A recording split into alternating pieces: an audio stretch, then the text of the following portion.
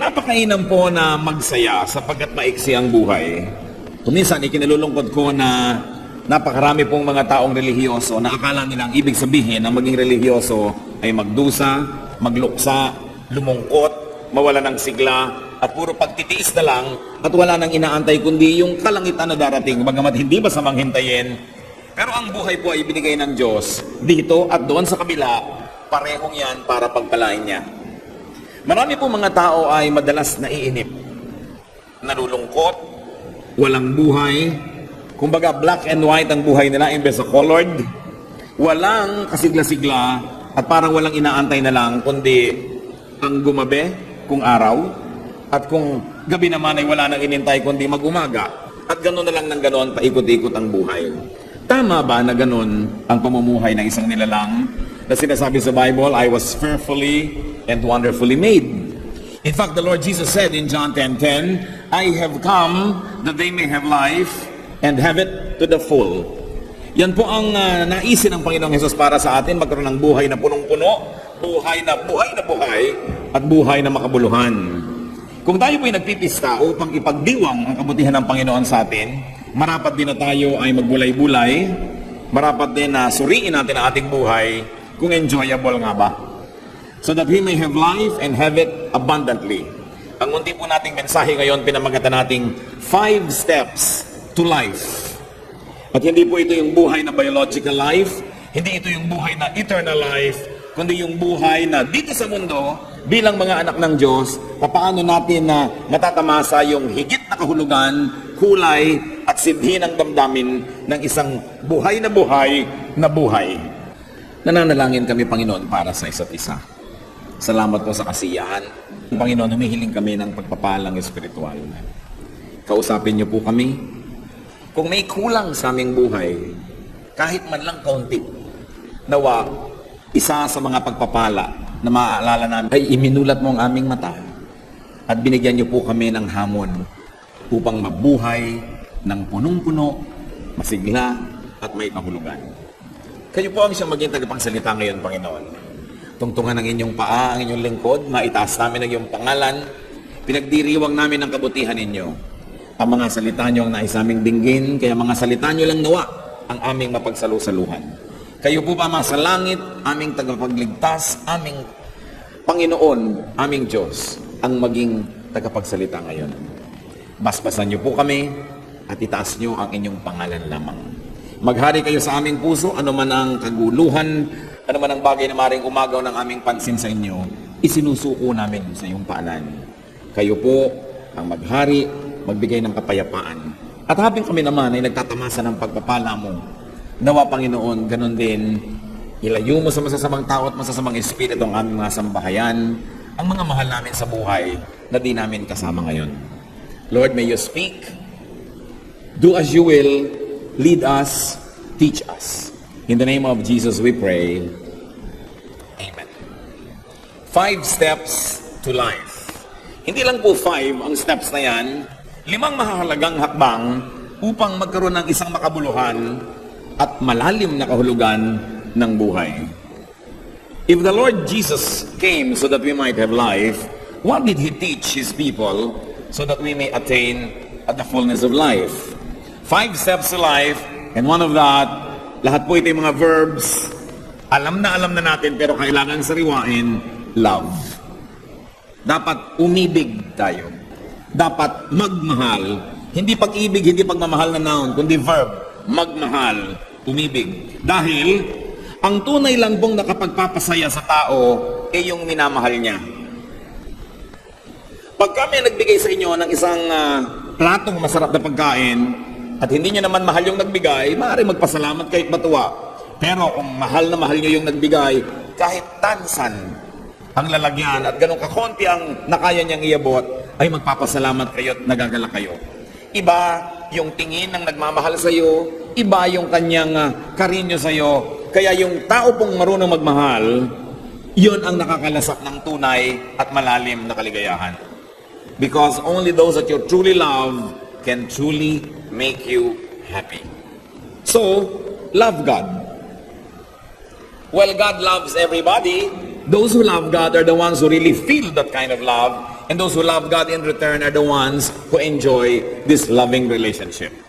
Mark 12:30, Jesus said, "Love the Lord your God with all your heart and with all your soul and with all your mind and with all your strength." Of course, this is a quotation which was very widely known even in the Old Testament. So love God. Love people. Mark 12:31, once more Jesus says, "Love your neighbor as yourself." Isa po itong hiwaga na parang going to the east by sailing west. That by loving people, by even giving sacrificially to people, that's when we attain the deep forms of happiness, therefore the deeper meaning of living. Those who love attain the highest level of life. No wonder God is described as God of love. Kaya po sinabi sa 1 Corinthians 13, "And now these three things remain: faith, hope, love, but the greatest of these is love." Yun talaga ang pinakadakila. At kung tayo po hindi marunong magmahal sa ating kapwa, napakalaki ng pinto ang isinara natin, napapasukan sana ng makahulugang buhay. Napapasukan sana ng maraming kulay, hugis, musika, ng buhay na punong-puno at makahulugan. Another verb, another step to life, give. Give to God. Mark 12:17, Jesus says, "Give to God what is God's." Give to people. Romans 12:13, share with God's people who are in need. So ito pong pagbibigay sa Diyos, sa ating kapwa, pinanggagalingan ito at pinagbabalungan ng napakalalim na uri ng kagalakan na yun lamang mga marunong magbigay na taos-puso ang nakababatid. Yung mga ibang hindi mapagbigay sa Diyos, sa kapwa, akala nila nakakalamang sila. Akala nila kawawa yung palabigay dahil laging nagsasakripisyo, laging nawawalan dahil nabibigay sa iba. Ang hindi po nila nababatid, may kaligayahan yon na yun lang talagang tunay na totoong mapagbigay ang nakakadama. So many people miss out on great happiness, on great meaning of life without even knowing it. So give. Give to people you love. 1 Timothy 5:8, if anyone does not provide for his relatives, and especially for his immediate family, he has denied the faith and is worse than an unbeliever. So inaasahan, itinuturo na mamahalin at bibigyan natin ng maaari nating dapat ipagkaloob yung mga mahal natin sa buhay. But then also, we are not limited to that. Give to people you do not love. In fact, probably people you do not even like. Romans 12:20, if your enemy is hungry, feed him. If he is thirsty, give him something to drink. In doing this, you will heap burning coals on his head. Akala nung iba, sa paggawa ng mabuti, doon sa hindi gumagawa ng mabuti sa atin, doon sa mga kumakalaban sa atin, sabi, you will heap burning coals on his head. Na parang nilagyan mo ng baga na nag-aapoy at napakainit ang kanyang tuktok at tuloy nahirapan siya at naparusahan mo. Subalit kung titingnan po natin yung cultural significance ng kasabihang ito, sa Israel po noon, ang lahat ng bahay dapat ay may apoy. Hindi dapat namamatay ang apoy dahil kung magluluto ka, wala namang posporo, hindi uso yon. At hindi dapat namamatayan ng apoy, maski man lamang ilawan sa gabi, sapagkat ayaw nila ng madilim. Ngayon, kung namatay ang apoy, at nawala ng apoy ang isang bahay, anong gagawin niya? Kakatok siya sa bahay-bahay, hihingi siya ng uling, o kaya ay ng baga na mainit, para maiuwi niya sa kanila, at yun ang pagsimula ng apoy niya na gagawin sa kanilang kalan. Kaya sabi, ang pagbibigay, maging doon sa iyong kaaway, ay parang ganito, you heap burning coals on people's head, not to torture them because you put the coal on a pot. Inilalagay naman niya sa isang palayok o isang sisidlan, kundi binibigyan mo siya muli ng pag-asa. Binibigyan mo sila ng tulong at binibigyan mo siya ng muling kahulugan ng buhay. At kung taglamig, ay binibigyan mo ng init ang kanyang buong tahanan. So hindi ito para manadista, kundi para tunay na maging matulungin. So we give to people that we love, and we give to people that we do not love. Yun pong pagkakamal, pag-iingat at pag-iimpok para lang sa sarili, at akala niya pag hindi siya nagbibigay at sinasarili niya ang kanyang pera, ang kanyang pagkain, ang kanyang kotse, ang kanyang bahay, akala niya lamang siya noon. Ang hindi niya alam, siya ang nawawalan. Because hoarding and keeping can be uncomfortable. Hoarding can be painful and even unhealthy. Ang katawan nga po natin, kailangang mag-discharge ng mga bodily wastes. Because when you do not discharge and you do not pass it on and let it pass out, what happens? You get poisoned. Kaya sabi sa Luke 12:15, watch out, be on your guard against all kinds of greed. A man's life does not consist in the abundance of his possessions. Hindi nasusukat ang buhay sa dami ng iyong itinago, sa dami ng iyong inimpok, at sa dami ng iyong sinasarili, bagamat may nangangailangan, lalo pa nga't mahal mo sa buhay, at kahit pa nga matatawag na kaaway mo, ay sinasabing huwag pa rin pagdamutan.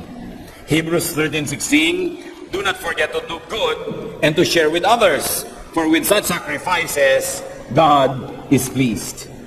At kung natuwa po ang Panginoon sa ating mga sakripisyo, sa pagbibigay sa ating kapwa, mahal man natin o hindi, mabuti man sa atin o hindi, mayroong magandang nangyayari. Natutuwa ang Diyos.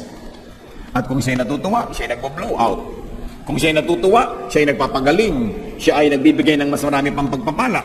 Kaya yung mga nagiging makasarili, akala nila sa pagsasolo nila sa kanilang mga tinatangkilik at blessing, ay sila'y nakakalamang na hindi nila alam na nawawalan sila ng buhay dahil nawawala ang kagalakan ng Panginoon para sa kanila. At pagka hindi nagagalak sa iyo ang Panginoon, napakalaking kalugihan ang ganyang kalagayan. Bodily wastes must be taken out. That's why biologically and our biological processes, even moving one's bowels, urinating, perspiring, sometimes even the scandalous burping and the releasing of gases can be such a pleasure. Alam natin na isa sa mga pinakamalalakit, malalalim na kaligayahan ng buhay ay palabasin ang mga dapat lumabas na yan sa ating katawan. At napakahirap pagka hindi makalabas ang mga yan, na-o-hospital ka pa at kung ano ginagawa sa'yo. So letting go, giving up, giving, make life wonderful. Because when you take, you must give. And we take blessings from the Lord every day, so we must give blessings to others every day. In much greater way, giving rewards the giver. Yun pa lang pong pagbibigay, gantimpala na sa nagbigay, sapagkat kung taos-puso yon, may kagalakan siya. Mayroong isang uri ng kagalakan na ilang mapagbigay ang nakakadama. So we must discover or rediscover life in giving. Hindi tayo padadala sa turo ng sanlibutan na be wise, think of yourself, be selfish, dahil mawawala yung napakalaking pagpapala na tanging sa pagbibigay lamang natin nalalasap. Kaya ang conclusion sa Acts 20:35, it is more blessed to give than to receive. And this is not only to condition people so that they will continuously sacrificially give, but it is written because it is true.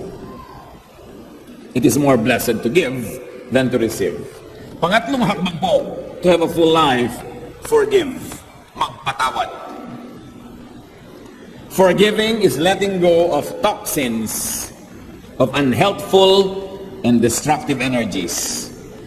Dahil po, mga kapatid, tao tayo, magkakamali tayo, magkukulang. Ganon din ang lahat ng mga mahal natin sa buhay. Ganon din ang mga pinapahalagahan natin, maging ating kabiyak, anak, magulang, kapatid, pinsan, kaibigan, kapitbahay, kapwa manggagawa. Darating at darating ang panahon, kung hindi pa dumarating, magkukulang yan sa atin. Magkakasala, magkakamali. Sapagkat lahat ng tao ay magkakamali at magkukulang, magiging miserable ang buhay ng lahat, liban na lang matuto tayong magpatawad. You can never ask perfection from people around you. They will be short of your expectation.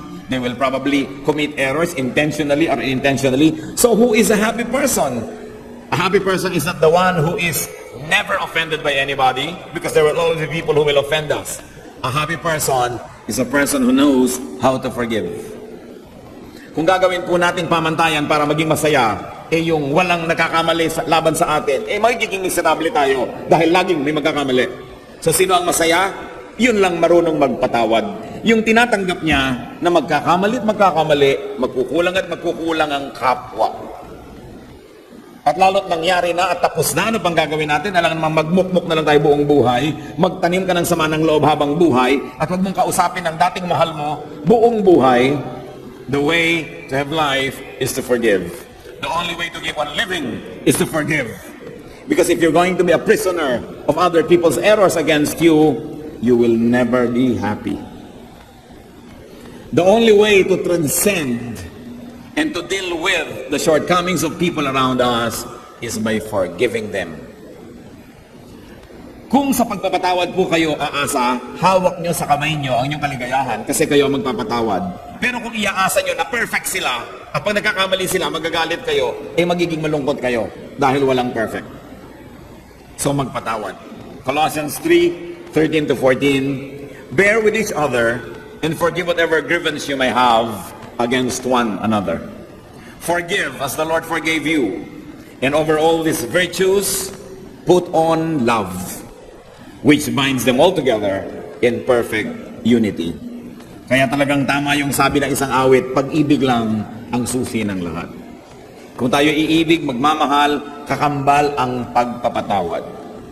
Kaya pag may ikinakasal po ako, madalas sinasabi ko, huwag lang kayong magsumpaan na magmamahalan. Magsumpaan din kayong magpapatawaran dahil baka nga hindi pa natatapos yung wedding ceremony, nagkakainisan na kayo. Pero habang kayo'y nagpapatawad, tuloy ang inyong pagiging mag-asawa.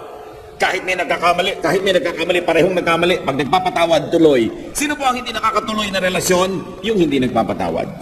Pero pare-pareho lang na-offend, pare-pareho lang nadedesmaya, pare-pareho lang kung minsan nabibigo. Very important. Pang-apat po na hakbang para magkaroon ng sigla ng ating buhay, verb pa rin, fight. Not with your spouse, not with your parents, not with your brothers and sisters. Fight. Dedicate yourself to a great warfare. Dedicate yourself to wholesome, good, and sacred warfare. In other words, brothers and sisters, be at war with something bad. Go to war for something good. Isa po na naobserbahan ko sa buhay, yung mga taong pag tinanong mo, kumusta po? Eto, tinatamad. Eto, walang sigla. Eto, walang magawa. Itong mga taong to, walang giyera sa buhay. Kaya mahalaga may giyera kayo sa buhay. Even God is at war with evil. So the people of God must be at war. We must be at war with something bad. And we should go to war for something good. So dapat meron po tayong cause. Meron kayong isang adhikain. Meron kayong sinasalihang isang movement o isang bagay na nais baguhin ang mundo, ang buhay o mga aspeto ng buhay. Like, gusto nyo bang masugpo? Halimbawa, yung pagtitinda ng sigarilyo sa mga kabataan. Gusto nyo bang masugpo ang pagtitinda ng drugs sa kahit kanino man? Isang cause yan. Gusto nyo bang linisin ang lahat ng ilog ng Pilipinas? Linisin ang Laguna de Bae o kaya linisin ang Ilog Pasig? Gusto nyo ba na arugain ang mga taong lansangan o kaya ay wakasan ang trafficking of children and women o kaya ay wakasan ang pagkalbo at walang habas na pagsira sa ating kalikasan? Dapat may giyera kayo sa buhay. Kasi kung wala kayong giyera, araw-araw nagtataka kayo kung ba't kayo buhay. Dedicate yourself to a cause higher than yourself. Dedicate yourself to a cause higher than your daily existence. Ang buhay niyo po ba ay pumunta na sa level na araw-araw, ang iniisip niya lang, ano kaya ang maiulam natin ngayong araw na to? Pagdating sa bahay, ano ang ulam? Ano kaya ang lulutuin natin ngayon? Pag yun na lang ng yun ang inyong iniisip, ibig wala na kayong giyerang mas malaki pa kaysa sa inyong pang-araw-araw na buhay. At nag-uumpisa na kayo na tamarin, humina, mawala ng sigla. Kita niyo po ang mga giyera ni Paul, Philippians 3:8. What is more, I consider everything a loss compared to the surpassing greatness of knowing Christ Jesus my Lord, for whose sake I have lost all things. I consider them rubbish that I may gain Christ. So pumili siya ng giyera niya. Anong giyera niya? To know the glory of Jesus. Ano po ang giyera niyo sa buhay, mga kapatid? To share the gospel? Magandang giyera yan. To get ourselves corrected by the Spirit of God more and more? Magandang giyera yan.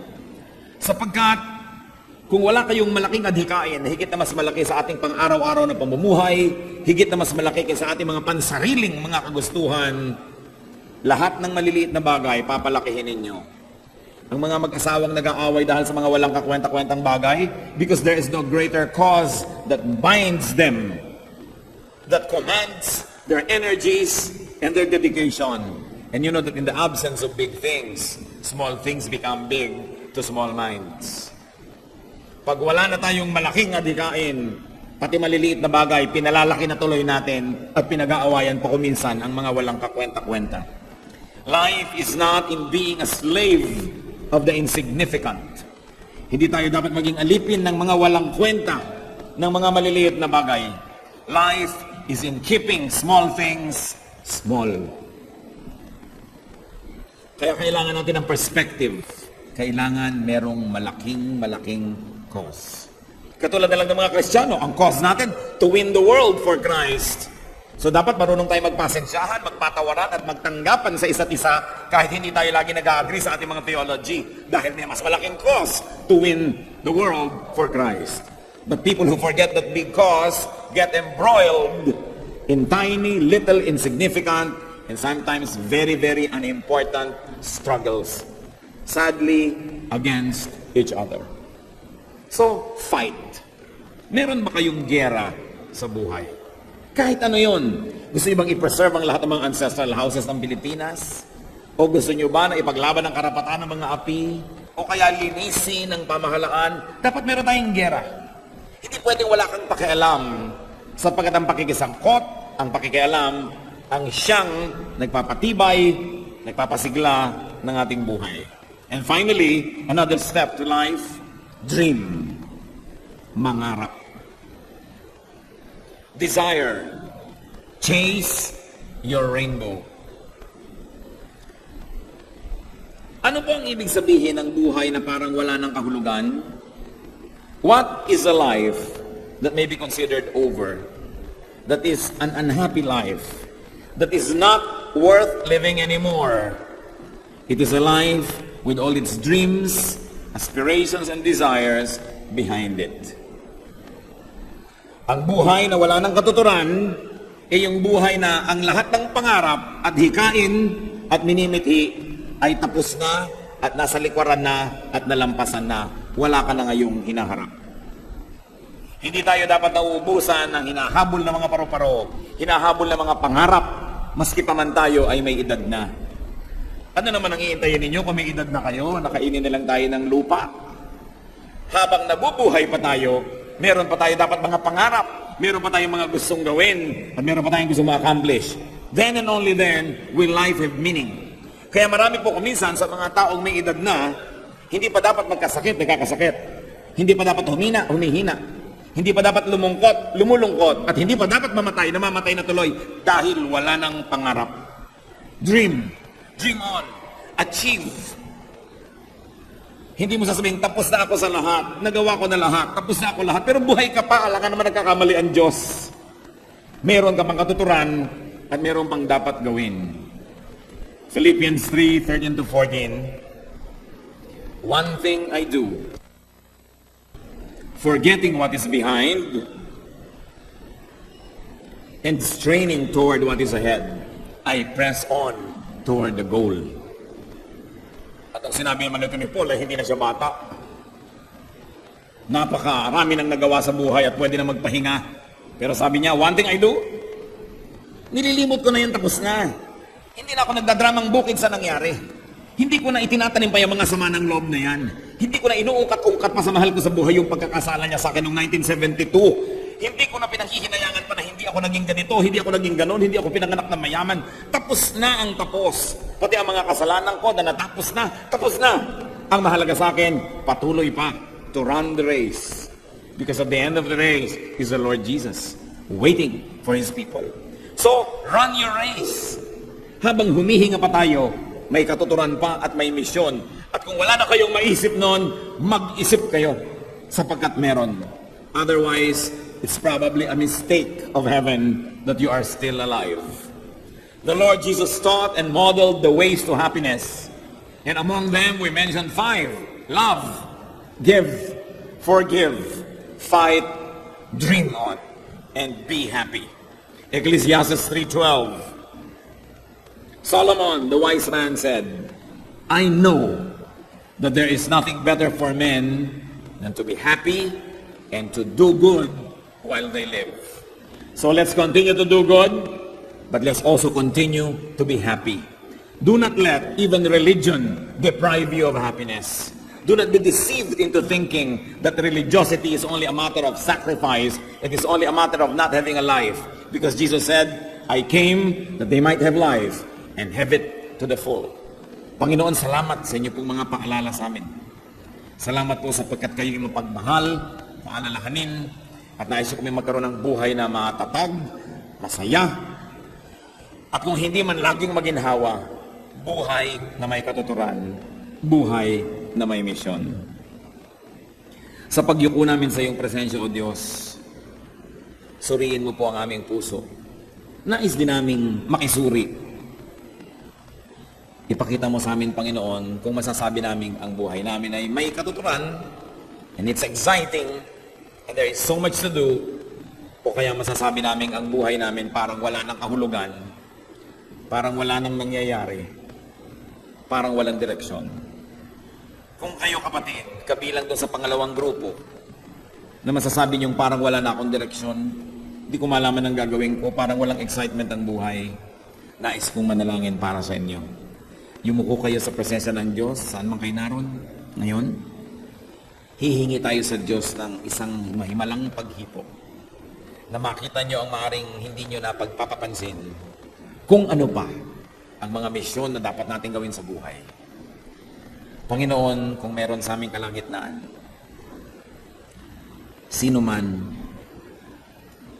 na maaaring i-consider niya ang kanyang buhay na parang wala ng katuturan, wala ng kahulugan, wala ng meaning, o kaya walang kabuhay-buhay, walang kasigla-sigla. Kausapin mo, Panginoon, ngayong Espiritu. Espiritu niyo ang kumuusap, Panginoon. Ibulong niyo kung ano pa ang mga nais niyong gawin namin sa buhay. Sa marami nang nagawa, ano pa? Sa wala namang nagawa, ano ang dapat gawin? At sa nalilito, kaliwanagan ang ipagkaloob niyo, Panginoon. Nais niyong makita ang isang buhay na masiglay, isang buhay na naghihintay, anticipating, and excited for tomorrow. Hindi isang buhay na parang hinihila ang paa at mabigat ang paglakad ng panahon. Pakita mo sa amin, Panginoon. At sa bawat kapatid naman na kitang-kita ang kanilang misyon sa buhay, humihingi kami ng kalakasan para sa kanila. Salamat, Ama. Kahit wala kaming patago, malakas po ang loob namin humingi. Dahil Ama namin kayo. Dahil mahal nyo kami. At dahil sa inyong mga pangako. Mga kapatid, tanggapin ninyo ang hinihiling nyo sa Panginoon ayon sa iyong pananalig. At ayon sa kanyang kapangyarihan. Sumagana nawa ang pagpapala ng Diyos sa inyong buhay. Amang Diyos, aming tagalikha, salamat po sa ngalan ng aming Panginoong Hesus.